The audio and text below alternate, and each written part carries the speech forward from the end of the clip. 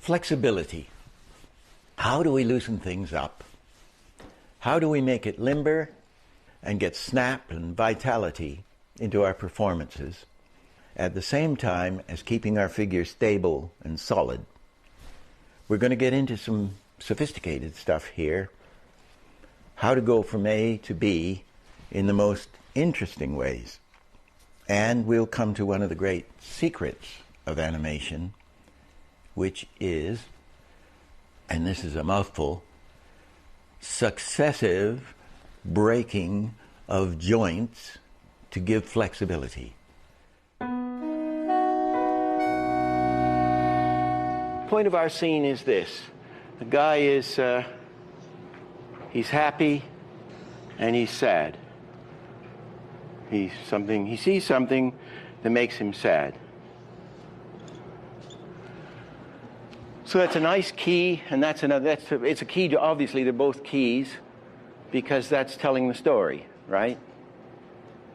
If it's in a long scene or a short scene, that's got to be an important, if you had a storyboard, you'd have to have those two drawings or a comic strip. You'd have to see those two drawings. So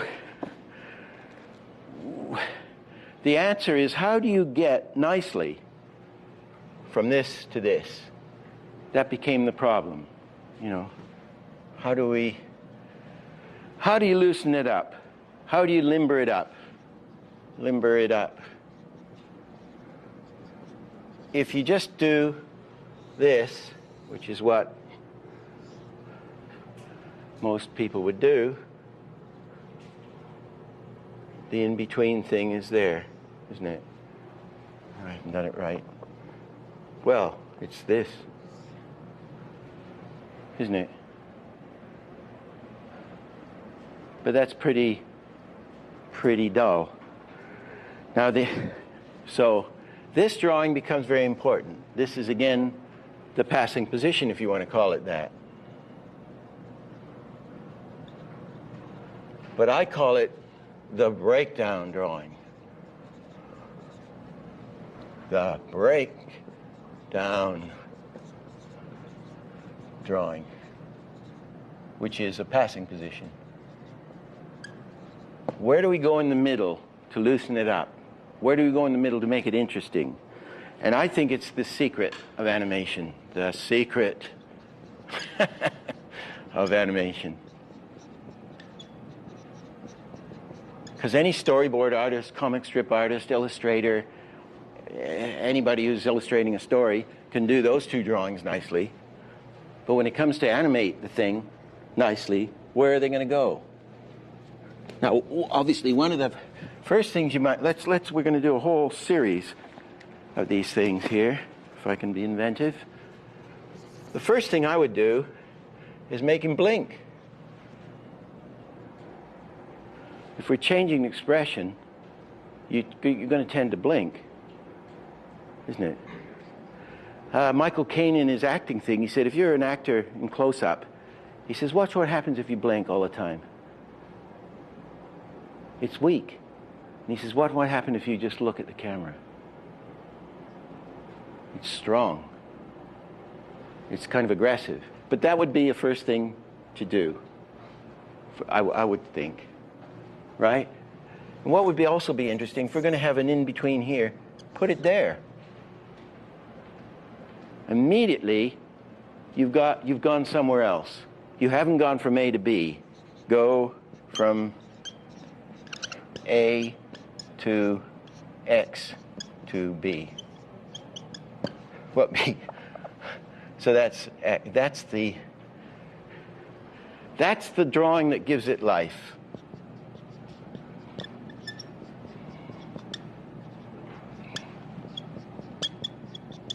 These are the drawings that tells the story.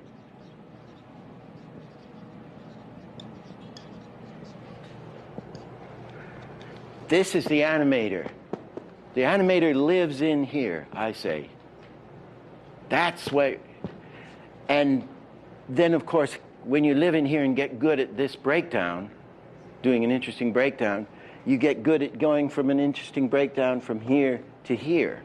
and an interesting breakdown from there to there, and an interesting breakdown from that one to that one, and so on. And then you know when to lay off and just put in a straight in between.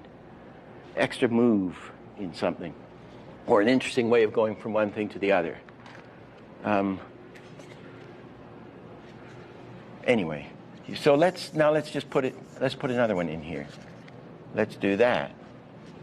We're still just in between. We drop the mouth lower, which might distend the face lower. Why don't we take the eyes and open them bigger? We could do that. It's a bit graphic, but... Or leave them off. I used to leave eyes off every now and then and give you a little fast blink. Or let's just see what you can do with this. And this is the thing Ken Harris used to do a lot. He would take the same drawing and he would hold it. Maybe he'd lower the mouth slightly. But he'd take the same thing and do that. Or he'd take that one and put it there. So that you get a faster change to here before you go to here. So you go somewhere else in the middle. Okay? Let's go to there. That may be a bit violent. What about here? What about here? Over here, some teeth.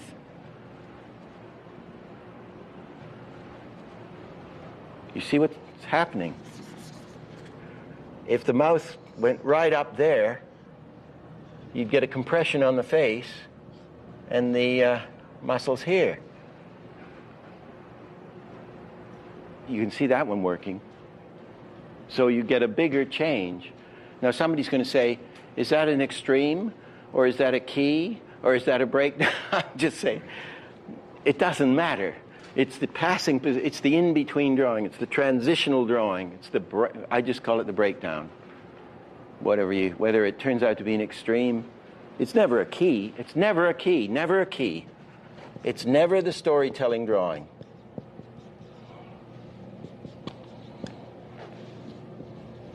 Let's do some more.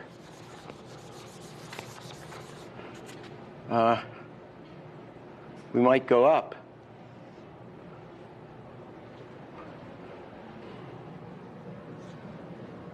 It's a little obscure. But you can get an awful lot of mileage in the subtle thing of just doing that. Putting the in-between, let's say this is a straight. Putting it there, but not here. So that it goes up and then down and falls down. Okay? And if that happened, you might get quite a compression in the face, which would already give you a change of shape before it went down again. Can't think of any more.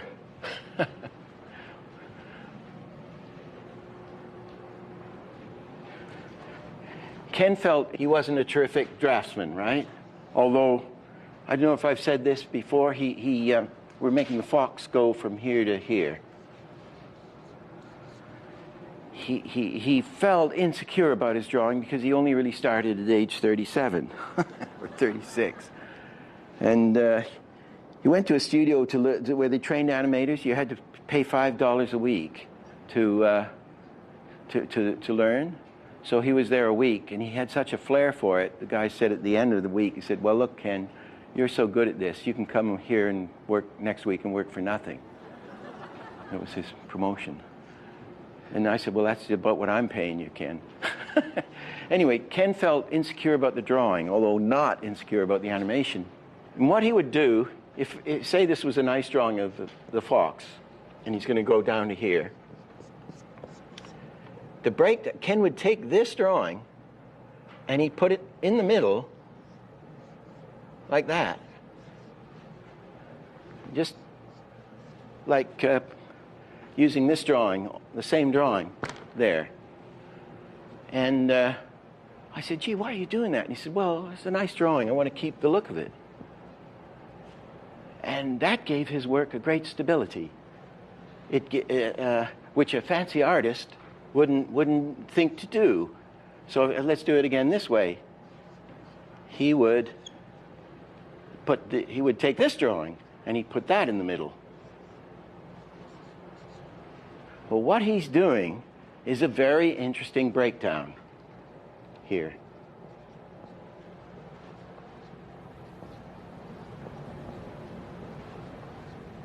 We'll favor the first drawing.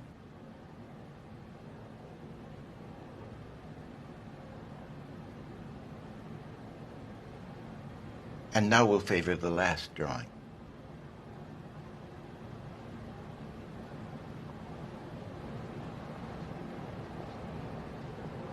The head is going to go forward. You would put the head drawing. You just do that with it. Going up. Let's close it. No, we won't even close the eye. See what I mean? You then get somehow, I don't know how to shade it in, you get more bang for the buck, more change. Let's do it the other way. Going from there, same thing.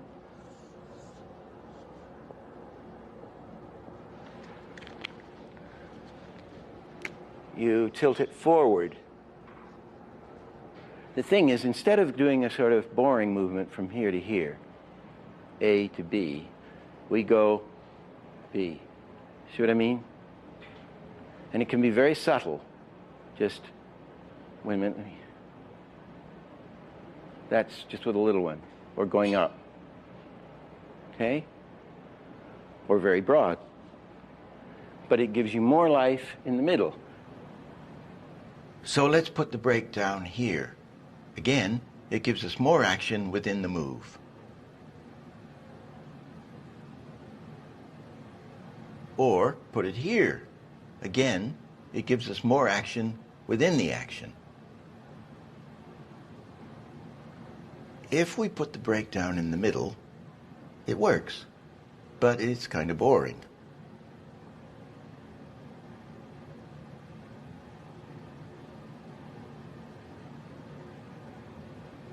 Now let's put the turban in the middle, but tilt the head. And it's interesting.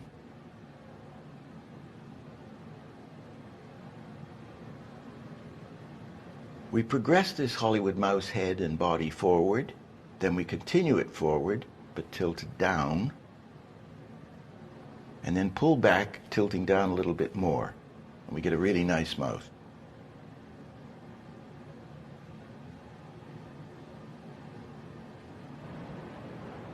The breakdown is the key. The where we live, what we do with that middle drawing gives the character to the walk. If it's that, or just a dull thing, or it's that, or it's this, or it's that, or it's anything that seems appropriate.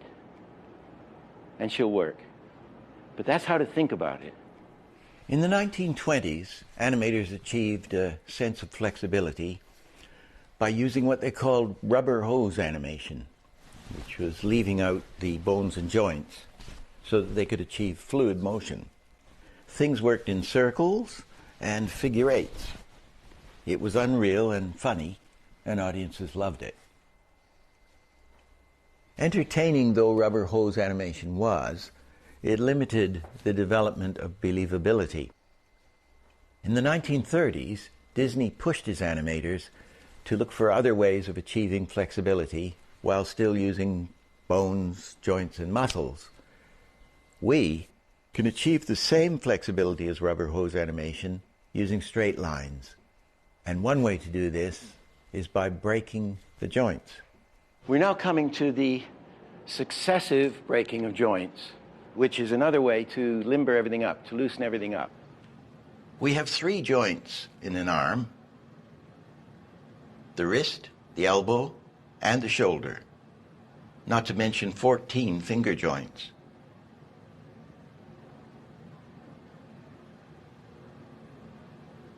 Now if we do this, we've broken the elbow joint.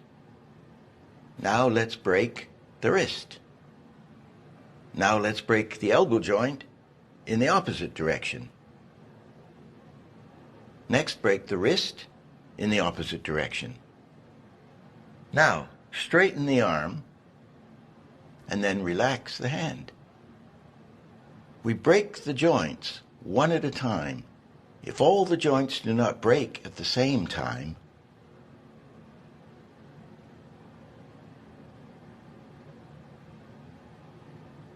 we can achieve all the flexibility we'll ever desire in animation. And successively, I mean continuously loosening things up. So we'll call that successive breaking of joints to give, I'll put it in brackets, to give flexibility.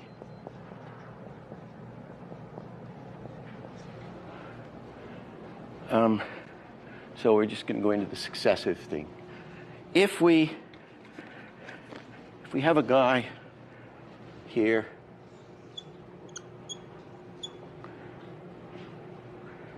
and he's got his arm here, and he's going to put his hand up here, but you haven't left much room. Can I take?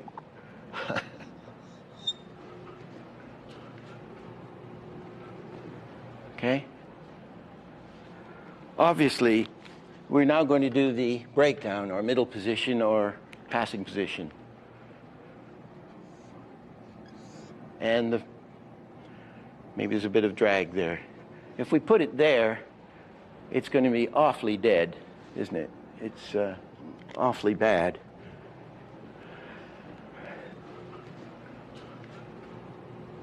If we've looked at Hollywood animation, we think, oh, animation is rubber. You have to draw things with squash and stretch, squash and stretch. We have to have squash and stretch. Bloop. We do that. See, I've got drag, and I've got squash and stretch. I'm going to stretch again. Or they'll say, let's do a fat in between. Let's put blurs in here. That's great. This isn't going to be very good.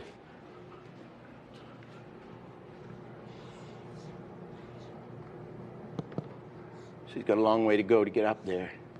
And he's going to come from same place, down here. Okay. Let's put the middle drawing in, I guess in color.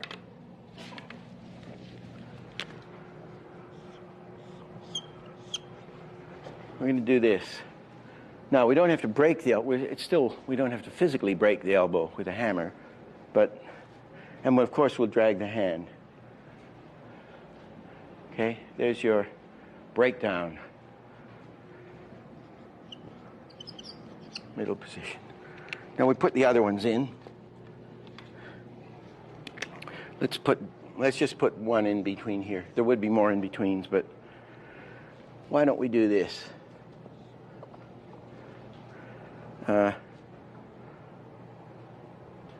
Might drag that a little. Okay, so we've got this. We're then going to here, and we're going to here. Okay, the middle one here, the next one, I would take the elbow up to there. It's already arrived, and we break the joint, even though we don't break the arm. I'm trying to draw these things kind of in straight lines. Okay? And then when we get to the top, put this in a different color. The next I would have the thing has already arrived there, but the hand is just coming up. So you see what's happening, isn't it? You're getting more change. So we break the elbow joint.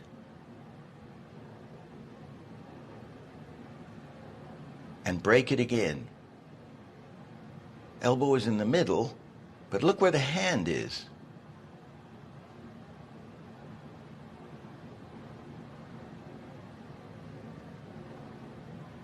Now we'll have the elbow arrive first.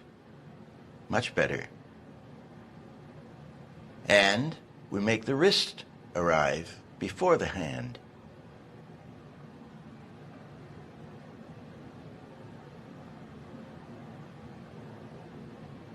And look where the wrist is down here.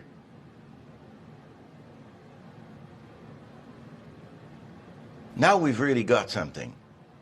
We're getting curves using straight lines.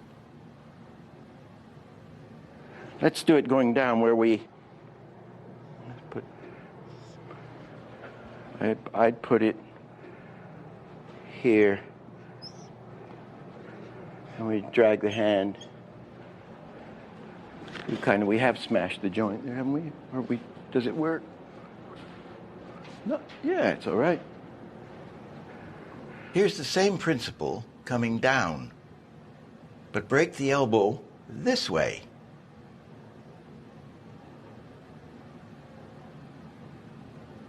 Now let's put the wrist here, and we'll have the arm and wrist arrive before the hand.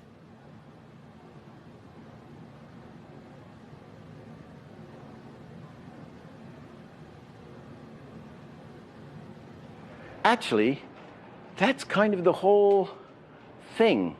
We do some more examples of it, but that's an awfully clear schematic thing of how to think about it.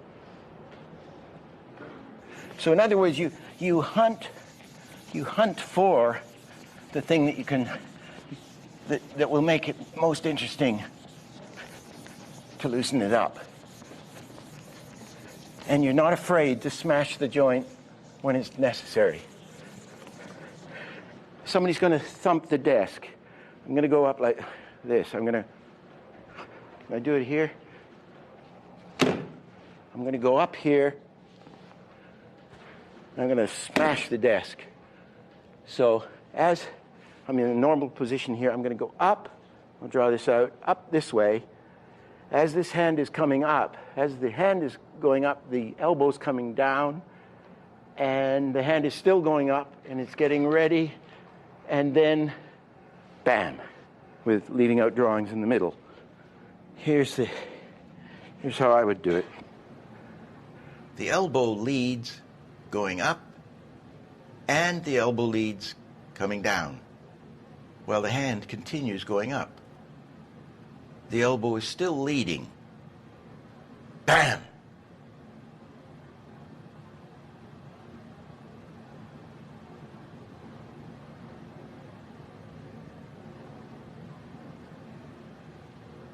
I would even do this to get, instead of just going bam, I would go bum bum. So a frame before that one, I'd hit with the elbow.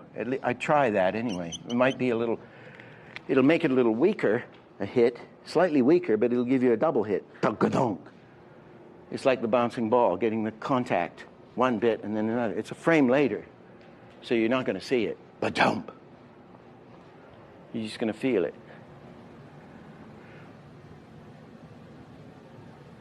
Here's where the elbow contacts first.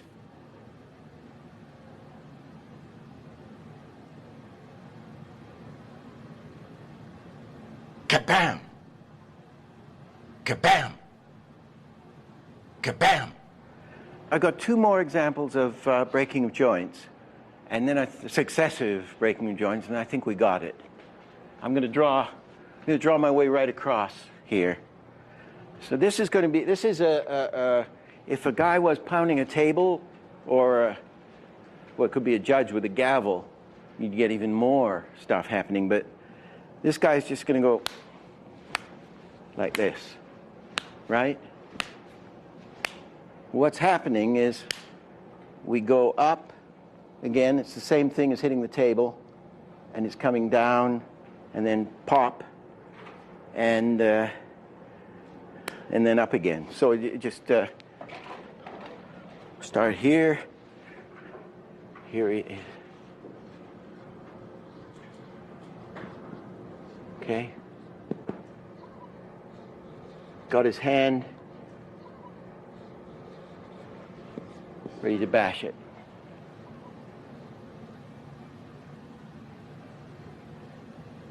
Here it is in slow motion.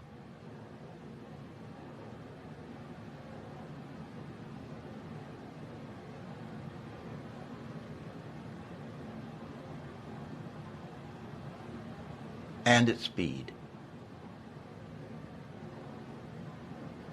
Having hit displaces, as he's going up like this, that hand's pulling away in order to give you more action, right? That's all that's happening.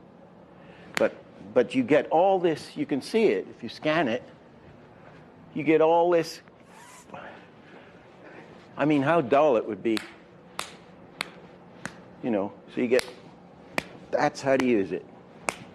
And now you could put, if it was a loose fellow, you know, or a dancer or something, or a woman, you'd get a lot more probably, you know. You can push this thing.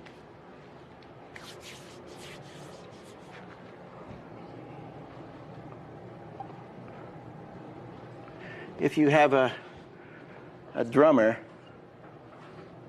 give him an elbow, and that's his hand.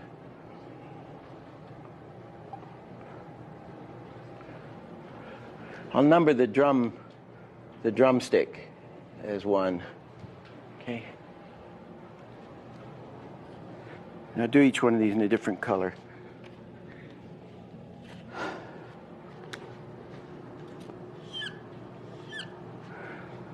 Oh, maybe, actually, no, maybe it'd be clearer. I'll do it all in black. Going up, and another color coming down. He's going to hit the drum in a, you know how they do. Boom, zzz, boom, zzz. It's going to be the same thing. Boom, basically. Boom. And they often do a little twiddle up at the top, you know, boom, boom. You might even not come down the way I'm going to come down. You might come down straight. The elbow leads throughout.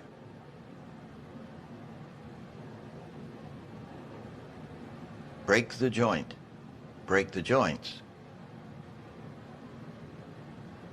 Again, we're making curves with straight lines. The result is a curvaceous unfolding movement made with a ruler.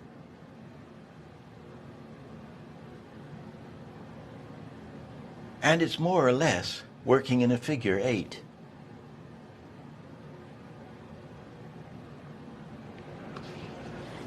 Figure 8, which are always beautiful to watch.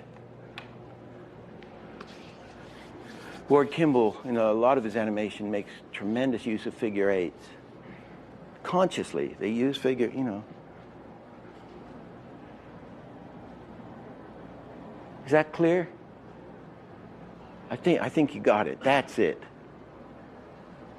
That's the basic principle.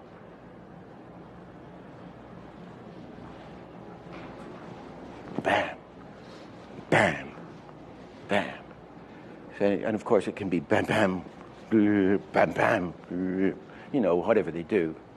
The problem with doing these little formulas and things is that we haven't got to talk about the difference between things and people, isn't it yet? And these are cliche formulas or ways of thinking or ways of structuring your mind to go at the problem, but everybody's different. Everybody's going to beat the drum in a different way. And everything is different. So one of the great things about being able to draw well is you can pick out the difference between things. Once we get this work method working in the system into your blood, then you start doing what's the difference between light and heavy, fat, thin, large, small, round, flat, you know. Here's a subtle use of breaking joints. The same principle applies.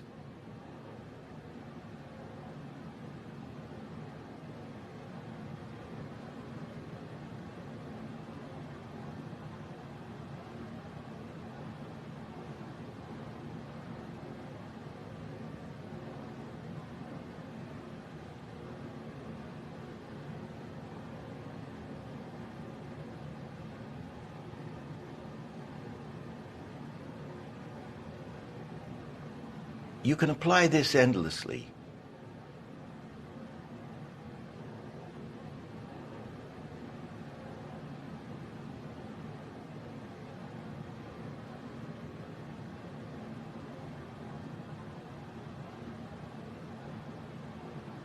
It's like a wave, and it's also working in a figure 8.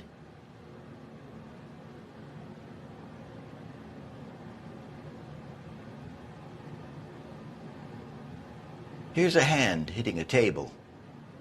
Once again, the elbow leads, going up.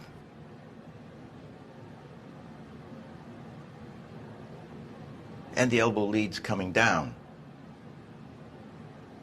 We've got 3 hits: elbow, arm, fingers.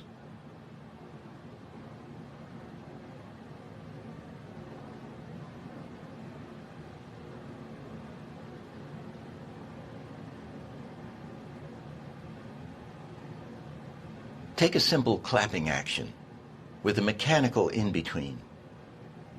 But it's a good idea to displace the palm on the hit. It's just about acceptable.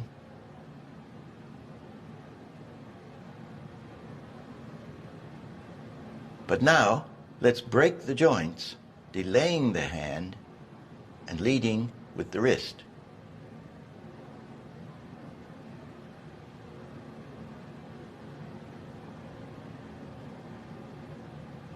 Works much better.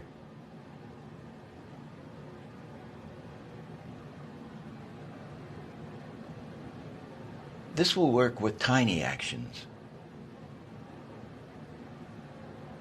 using straight in-betweens. This is okay, but boring.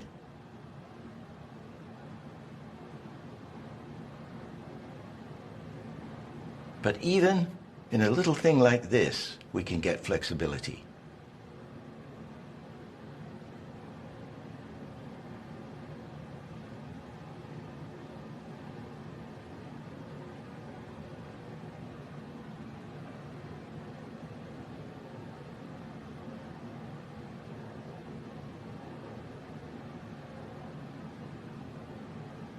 Say we're hammering a nail.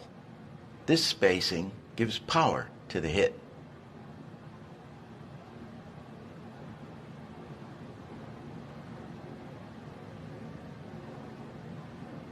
But to add some more snap to the wrist, we'll have the wrist arrive, but delay the hand.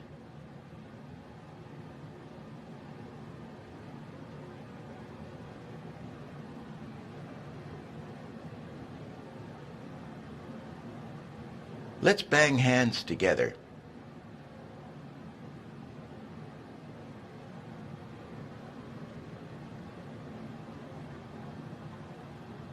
This is okay.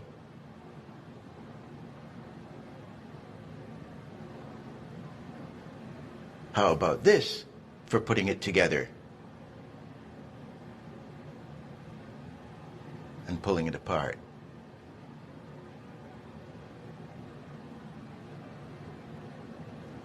Wrists hit first, then the knuckles, then the wrists lead, pulling it apart.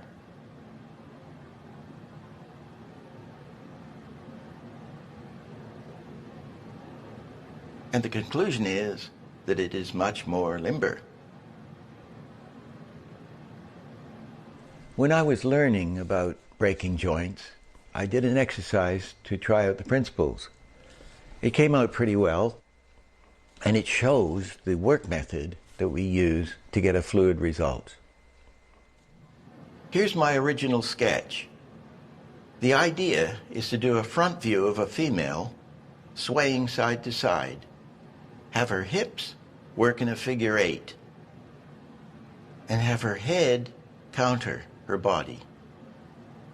Then have her hands work independently and break the joints. So what do we do first? Answer, the key. Drawing number 1, the one that tells the story. What do we do next? Obviously, the opposite extreme. Say she takes half a second to sway over, 12 frames. So let's call this drawing number 13.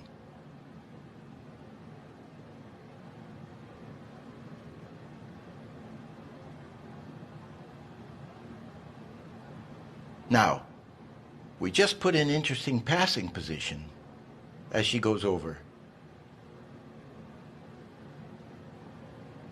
And we'll have her hips favor number 13.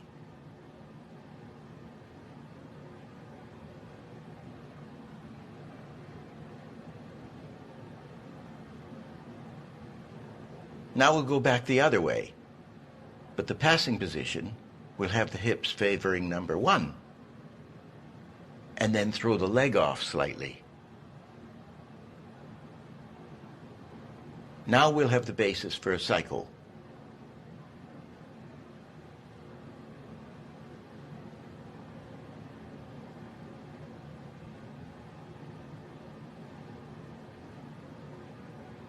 But let's be clever. Put in another extreme next to number 1, pushing her further over. Call it number 3.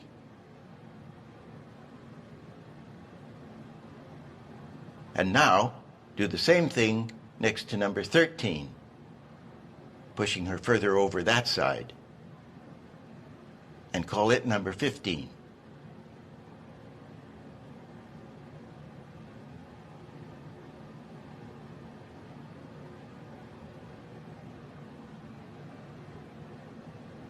Now we can break it down further, putting in the hands circling and other curvy bits. The charts are simple. Going over, coming back. Now we've got it functioning on 2s. Then we add in 1s, single in-betweens,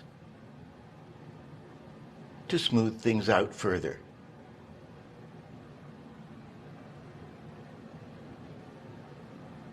And we're done.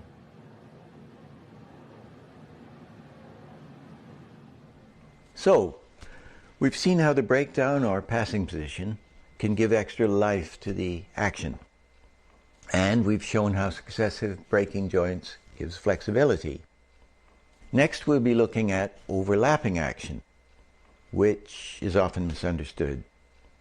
And we'll see how to create the illusion of weight.